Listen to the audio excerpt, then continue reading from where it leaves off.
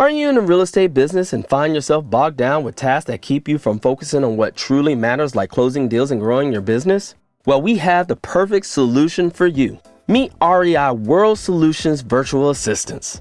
These are not just any virtual assistants. They are professionally trained, monitored, and managed to get the job done, allowing you to accelerate your business to new heights.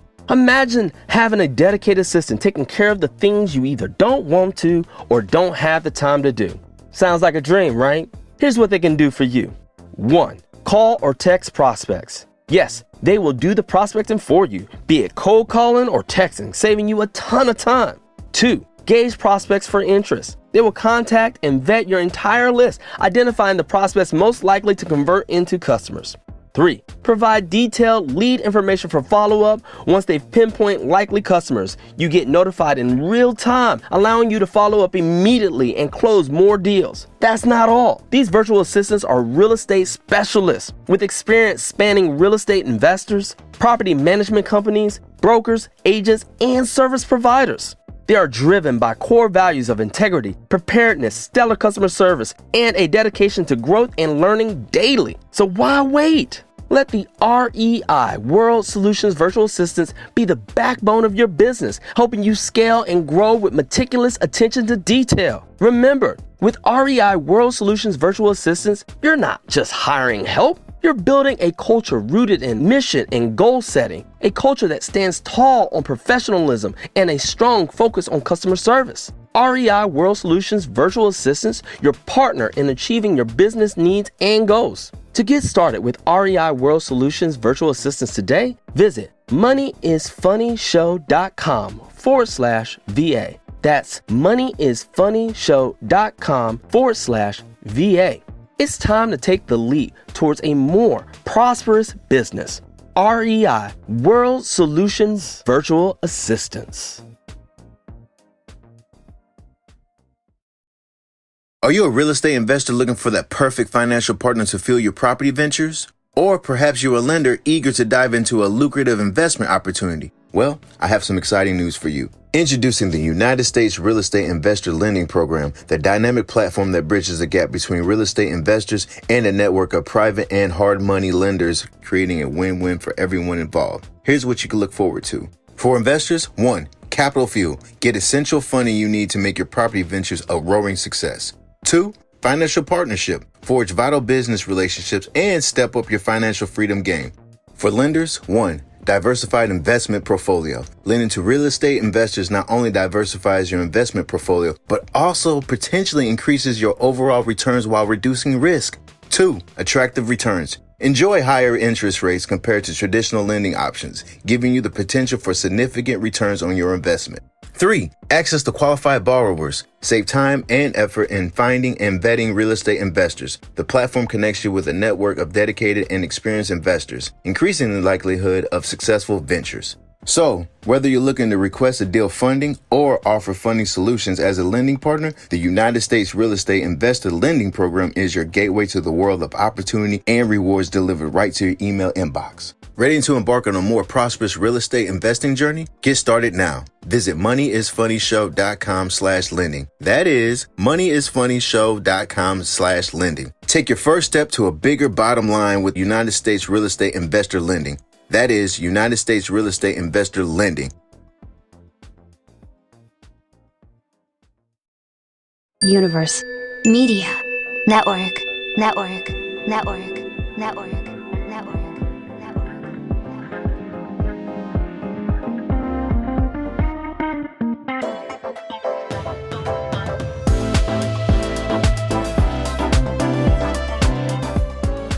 Welcome to Money is Funny, where we have a relaxed but important conversation about money and life and how we can make the best decisions with both.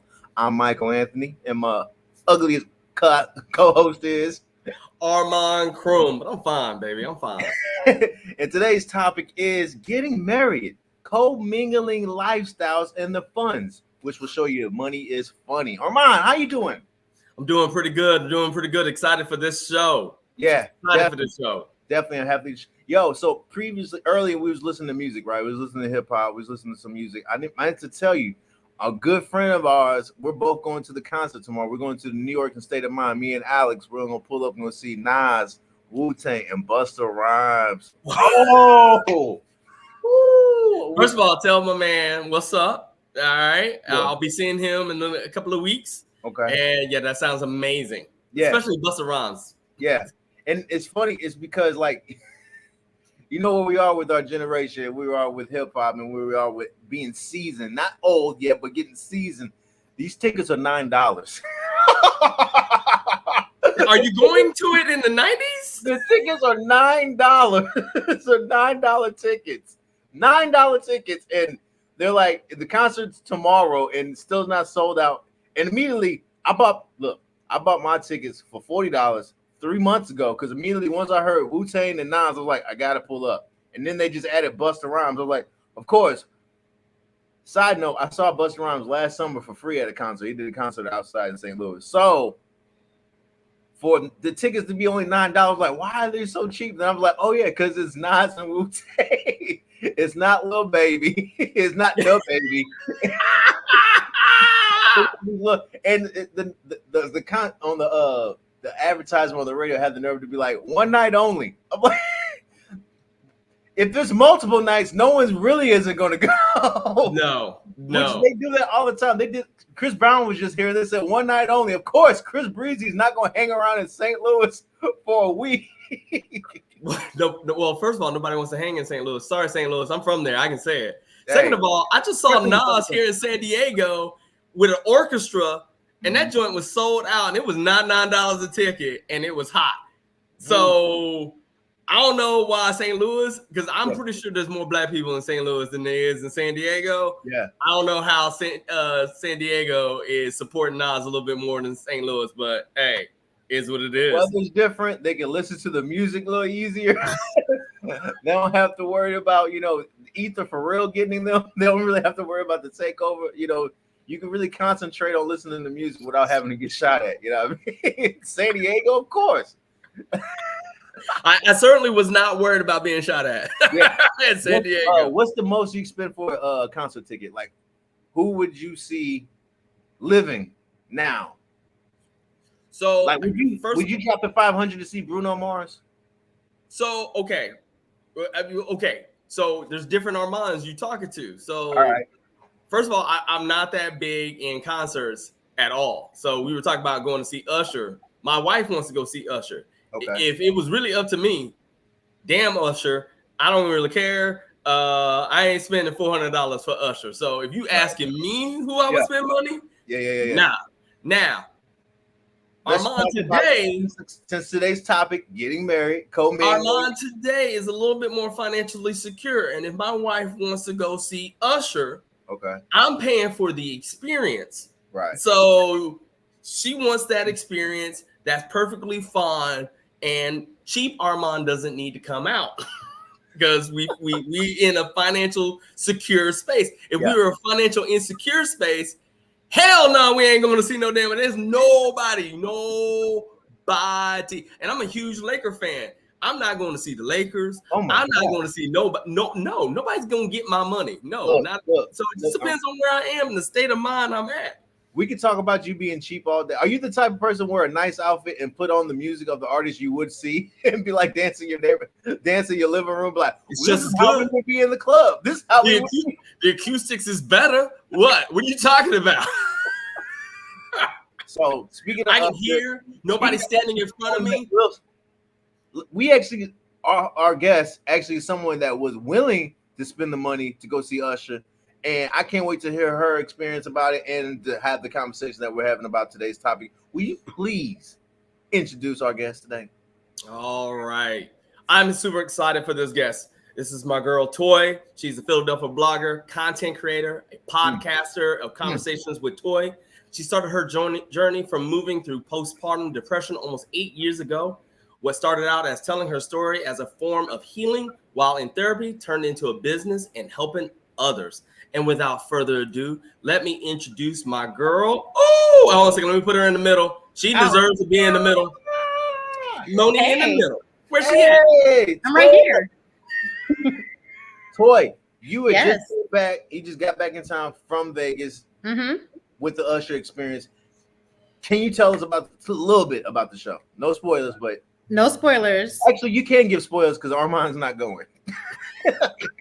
His wife gonna make him go. I already know. So I don't even have to worry about that. It's definitely worth the coin. I heard you talking about, being a little frugal. We're gonna go frugal.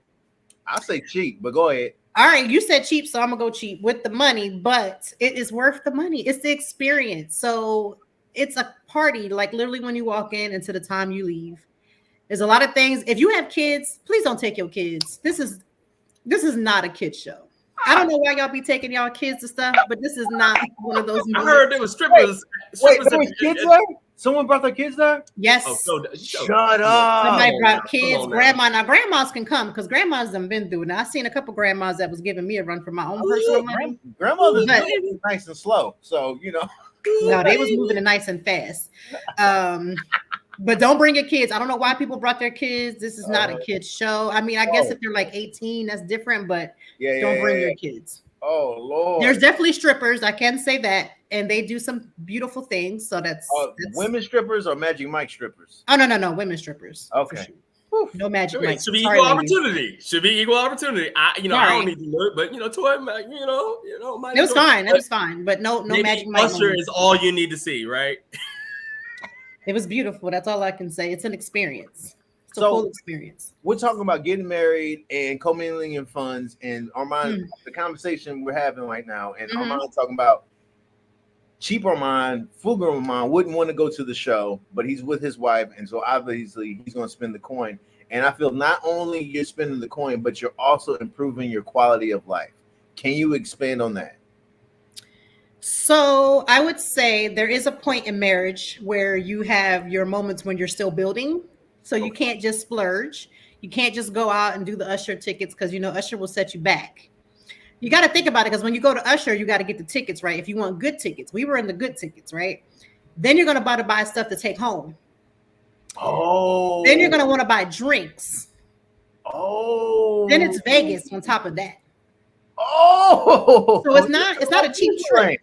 It's not a cheap trip. Yeah. So, I mean, when I first got married, we was not on the Usher experience. We were kind of like, we're going to watch it when they hit a Netflix, when they get a special. We was on the Genuine special.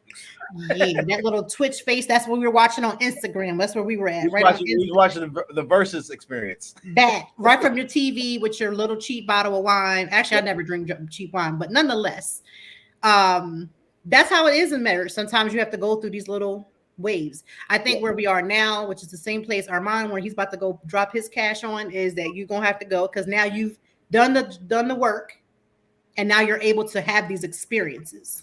So we're talking to people who are thinking about getting married, and the conversation that what needs to be had. Of course, I have my own opinion. I'm a financial advisor, but like when you're coming into this unity, I do not believe in the whole 50-50. We'll discuss everything. I believe someone's going to take a leadership role in the finances and somebody's going to listen to. I feel like it's important to have that conversation, marry someone that you trust that could take that leadership. I'm not saying that you don't look over the shoulder every once in a while and check what they're doing. I'm not saying that. I'm just saying, like, if they go, hey, we ain't got the funds to buy the couch or for the Usher experience, or we don't have the funds to do this, now, if you the financial leader and they always saying we got the funds to do X and the funds to do Y, then maybe that person shouldn't be the financial leader. What was it like when you got married to your husband? Did y'all have that conversation? And if you're anything like my wife, you didn't have that conversation, but please, sir, let me know. Was it a journey to figure it out? My husband is an accountant. So it was automatically, made more sense for him to do the financial, be the leader in that. And not because he was the man, just because that was his strong point. If it was reversed, he's always said, if you want to take over, then take over. And I was like, do you want us to be like, don't do that. I think you have to know your strengths and your weaknesses. I think sometimes we have these little gender role things. It doesn't matter. It's whoever is financially stronger. And we did sort of have the conversation, but not the way in which we should have. And what I mean by that is, it sounded good to have the conversation, and you say, oh, well, just, it'll be okay. You know, I just love him and it'll work out. But do you really trust the person you're about to marry? Right. Because when they tell you no and you super pissed, can you trust that they're making the decision for the overall good? Because it sounds good when you can say, yeah, you know, I know that he's doing or she's doing whatever. But if you truly don't trust your partner, it's going to be a real issue. And if you don't have to understand the money and you're coming to someone who does, it could create a conflict. I definitely had financial understanding, which was great. And I definitely had seen financial advisors and had my money together before we got married. However, he was just a stronger suit. So trusting that he wasn't going to just tell me no for the sake of telling me no, or the fact that he was really trying to make sure we were financially sound, which was the bigger goal. That was hard. It was hard. Now, when you talk about like roles and quote unquote gender roles, like say for instance, where the things could be reversed, like the woman is actually making more than the man, but the man could be quote unquote the savior in the relationship. Is it better for her to listen to him, or how can someone, you know, or vice versa? Even though you the dude who's making all the money, if you also the spender, how can the wife is the saver? What would you give as I guess tactics and kind of good things to give to the person that's the saver, that's not making all the money but can make them better decisions? One, have a financial, what is your financial goals? I don't think we talk enough about financial goals. We talk about having houses and we talk about doing certain things, but we're not talking about what our financial lifestyle, what we want that to look like. If I want to be the type of wife that wants to go to Target and spend without, you know, that decline button hitting, you got to do some work to get there, because you can't just go. I know you're going to say something, Armond, because we talked about Target the last time. What's wrong with Target? You can't go up there and be like, I'm buying all this. I'm buying all. No, you do still have to have a budget, but I'm saying, like, you know, Target will tell you what to buy when you get there, right? And so if you go over your budget by a couple items, you want to be sure that you're financially secure, right? And so if you got to talk about that financial lifestyle, because some people want this lifestyle without having a conversation. So they know that they want to have a house. They know that they want to have cars. Those are the bigger items, but they don't know how their financial lives going to look from day to day. I know when me and Armond, we were on another podcast, we were talking about, you know, having these different accounts. And I think one of the things, if one partner is making more money than the other, we have to just be clear and have good communication. And everybody thinks that they communicate well until you bump your head on something. Let's say, for instance, I make more money than my husband, but he's the saver. He should be able to come to me and we should be able to sit down and make a plan that makes sense. We lean on his plan. We do whatever it is that we need to do, even though I may be making the money. So you have to have two mature people being able to have that good conversation. Now, do you have these accounts? Do your spouse know about all your extra accounts? Mm-hmm. Yep. I don't have any, like, I'm leaving him money. I don't have any side. You're not hiding the money. Hey, you ain't got no. Hey, this is between us. I know this is between us, and I'm telling you, I don't. My husband's been very clear. He wants me to be. Does he have access to all these accounts? Is what he's really trying to get at. I think that's really what he's getting at. Because my wife knows I have separate accounts. Does she get in them? No. Is her name on them? No. But we do have a joint account that we have together. I have my own savings and checkings. I have another 401. She has her own savings and she has her own money. And I think same thing for Armond.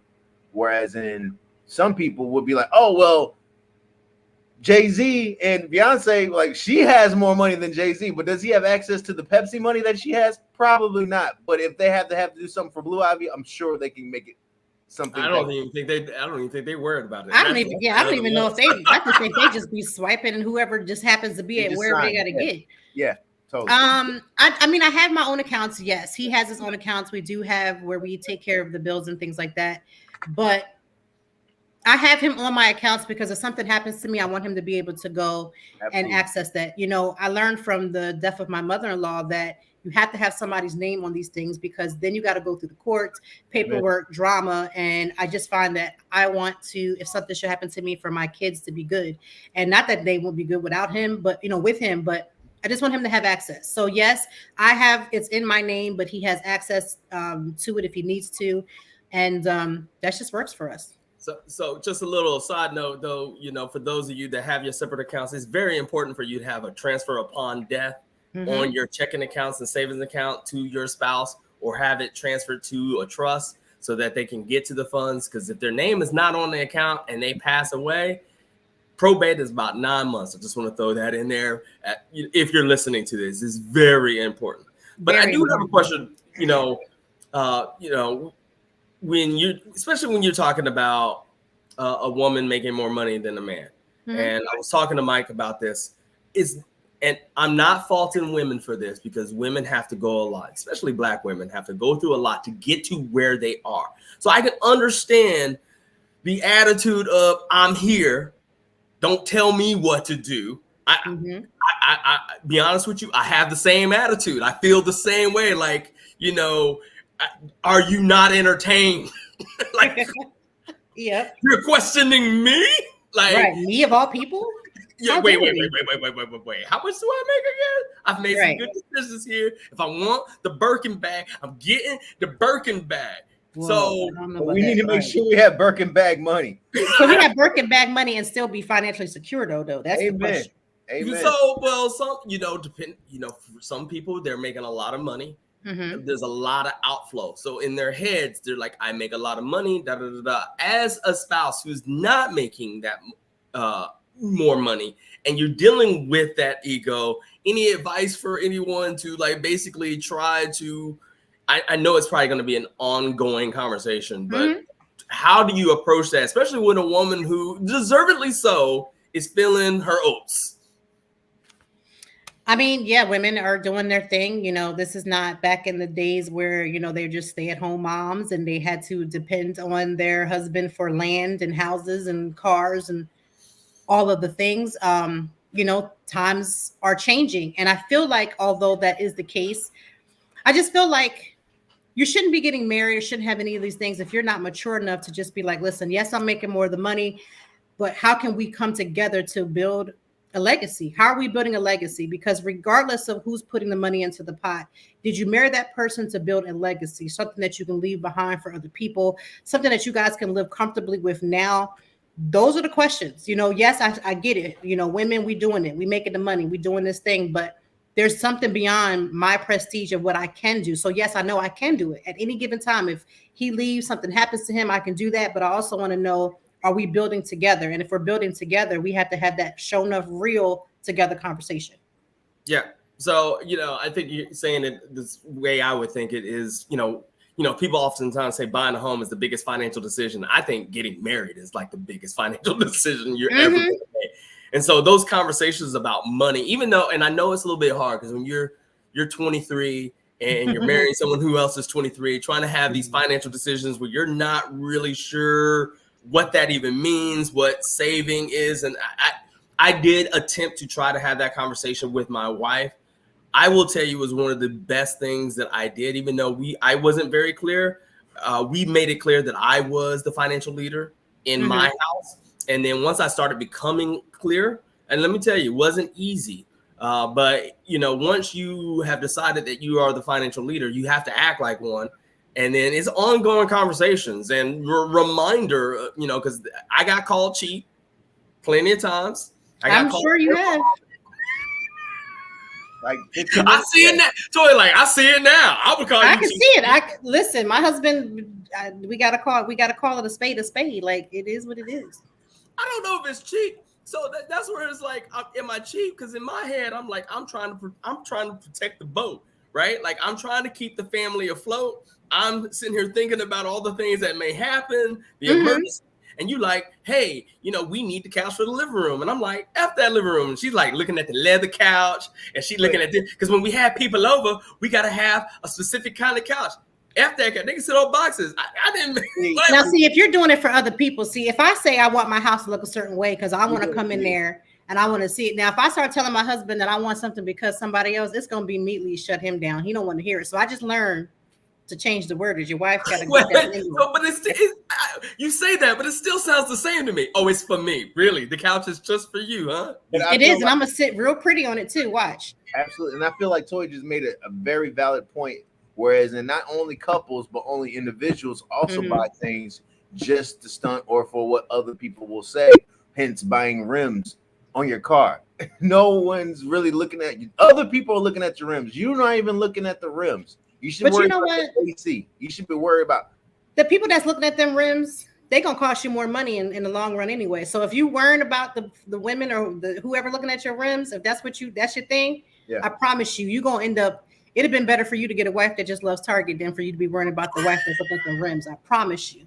Yeah, I promise you. Amen. And I feel like the people that's also trying to do things to impress others are the quicker ones that's going to end up in the poorhouse. Mm-hmm. I believe that. I really do. But again, these are conversations, like you said, Armand, we have to have them all the time. My husband and I have them all the time. Because even though we're in this place where we can go do the Usher experience, leading up to Usher, he was like, do you want that or do you want Usher? Like, he was really trying it. Like, everything was, do you want that or you want Usher? And I think parents do that. Parents do that as well as other people. That's something that he was born with in the household. Because my mom was like, do you want to go to Disneyland or do you want these shoes? And I was like, can I wear these shoes in Disneyland? How about yeah, I have a daughter that's my youngest is like that. How about that? She's like, that's your responsibility. I want the shoe. Yeah, exactly. I've never been to Armand's house, and I would be sad if there's boxes to sit on. And if there's boxes to sit on, I will buy him a couch. I don't even believe that. I don't believe that. I believe his wife has that house the way she wants that house to be set. Because she wants it that way, not for what other people would do. She does. But he doesn't care. It's one and the same. Remember, it's one and the same for him. Yeah, it's one and the same. I don't care. It's one and the same. Look, we're setting up a living room right now, right? I don't care about this living room. And I'm actually, today, I am bringing it up all the time. Because right now, because of COVID, we don't allow people in this house. But she's buying stuff for a living room. I was like, when are we actually going to let people in this house? Why are we setting up this living room for something that nobody's ever going to sit in? I'm going to let people in the house. You ain't going to let nobody in the house. It's COVID. You don't want that Rona. My husband would have just set the budget and said, this is your budget. And this is what you work with. Well, you know, that's what I do. So I'm teasing her. It's not even a real fight anymore. Like back in the day when we didn't have no money, it would have been a fight. It would have been a serious fight. Now it's just like, you bought chairs came in the other day. I unwrapped them, this, that, the other, put them in there. I'm sitting there like, ain't nobody ever gonna sit in. These gonna be brand new 20 years. It don't matter. But see, that's the thing. In the beginning, the fights was real. Now he just sets that budget. We don't have the money for this, and ain't nobody gonna sit in this. Why are you buying this? But where it's like, we can't really afford this. So if you do that, how's the kids going to school? Because we can't do both. So yes, and then you're gonna end up calling me cheap down the line because you didn't spend all the money. And you might have earned that. I don't know about your situation. No, that's what would end up happening. She bought some stuff that we ain't got no money for, and then when something come up that we actually need, and I'm like, we ain't got the money for it. You just being cheap. No, we keep running the credit card. So let me ask you a question. Do you think it's better to commingle your funds? Because a lot of people don't think they should commingle funds with your spouse. I see the gears. You gotta say, whoa, my thoughts. So let me just tell you. So growing up, my parents were, I was always taught to like have that one account. You just have one account because if you don't want this one account, then you just don't love your spouse. And this is not the ideal of marriage. And marriage is together. Different times. Right, back in the day. So my parents have been married for like when you bought your wife with sheep and land. That was back. Right. It was like one band, one sound. So it was no thought process of having separate accounts. Yeah. So that one band, one sound thing was going down for real growing up. However, I do believe that you should have separated accounts. You really should. And I think that it's healthy for you to do that because when you want to go do something, you want to be able to swipe without saying, can you transfer? Can you send? Can I have? Can I do? Venmo you my money. Like, it's just weird. So I think that, yes, you should have an account that you do pay your bills in. And you should have stuff where you should have you want to go hang out with your boy. You shouldn't have your wife. Can you send me $20 so I can buy a drink? Like, that is ridiculous to me. That's not me. Absolutely. Again, everybody is different. I say that because there will be somebody that's going to watch this and be like, I can't believe she said that. Listen, every marriage, whatever works for y'all, do. But I just believe that you should have some separated accounts. And I feel like if you are put on that type of restrictions, that spouse knows something about you, and that's why you can't just save. You can't just spend your money like that. And I think that's something that's learned at the very beginning of what kind of wedding you have, because sometimes us men, we're not bred at the very beginning of childhood. Like, oh, I'm gonna have this grandiose Cinderella type of wedding. Right. Women are thinking like, I'm gonna have this gown. They know the dress. They say yes to the dress. We're thinking like, I guess I'll get married. So we'll have the conversation of what type of wedding, how we're going to spend it. Is going to be destination, or we're going to have fly people in. Like what we did for me and my wife, we was in Los Angeles. Most of our family's in St. Louis. We're not going to be like, hey, why don't y'all come to LA? No, we made it cheaper. We flew back to St. Louis, had a nice wedding, and then we flew to Jamaica. We saved the money instead of having all the destinations and all that extra stuff like this. And then my father and my mother, they've been together forever. My mother passed away, but they got married in the backyard, and they built something. They built something. They built a legacy. They have things that I've had and that I've gotten from them, and they're passing more things on forward. Whereas it wasn't all about the grandiose wedding. So it was I got a partner. This is my person. I found this person. Now let's go ahead and make things together instead of let's shoot all our money up. Let's have this wedding because we want to show everybody what kind of wedding we're going. Because I've seen weddings where people have over 300, 500 guests. Why? Because you got to pay for the meals. People sometimes don't show up. People don't really give the gifts that you think you're going to get. So you got to ask yourself, are you more prepared for the wedding day than you are the marriage? So for us, we had the smallest wedding, but we had the best banging honeymoon. We renewed our vows while we were in Vegas this trip. So, I mean, you just got to ask that question. I know some couples, some of my friends, we traveled out the country for their wedding. They didn't even make it to 2 years. Shut your face. Y'all better stay. I got to get my money's worth. Y'all better stay together. It just depends. Like, I think everybody is different, and it's okay if you spend that type of money if you got it. But I'm just going to say, I would suggest you not. I honestly, because you're paying for everybody else to have a date night on you. Yeah. And again, people are not going to show up. It doesn't matter how you cut it. Somebody's going to not show. You got a lot of different moving parts to it. And I think a lot of times, if you're more worrying about having a certain designer dress, but you're not worrying about, when you come back from the honeymoon and your lights is off, or you opening the envelopes. I've been to weddings where people were opening up the envelopes during the reception while everybody was still doing the electric slide to pay for the reception. That's when you're doing too much. I've seen it with my own eyes. This ain't something I saw on TV, something I saw with my own eyes. And I was like, y'all doing too much. And they're not married now. Of course not. So I got to circle back.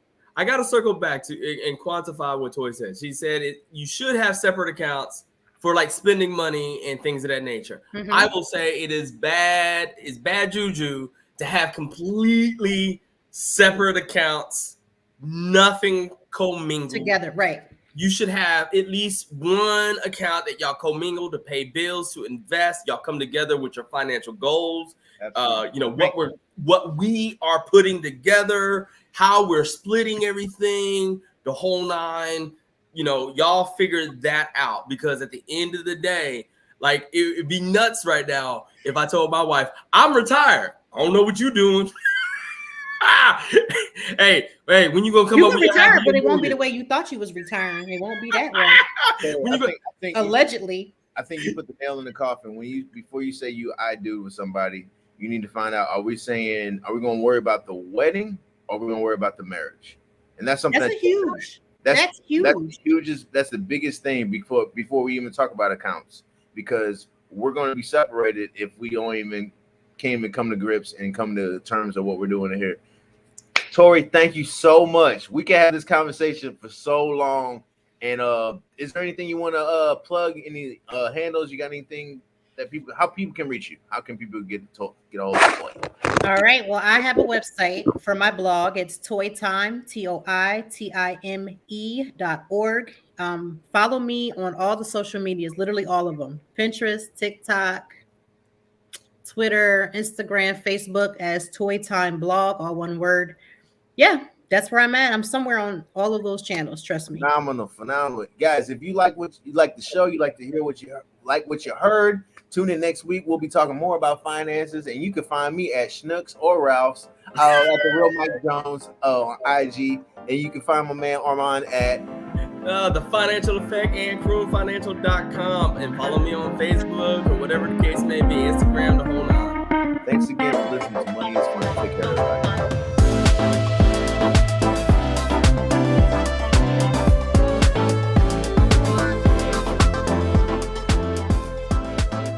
Music by Stream Beats.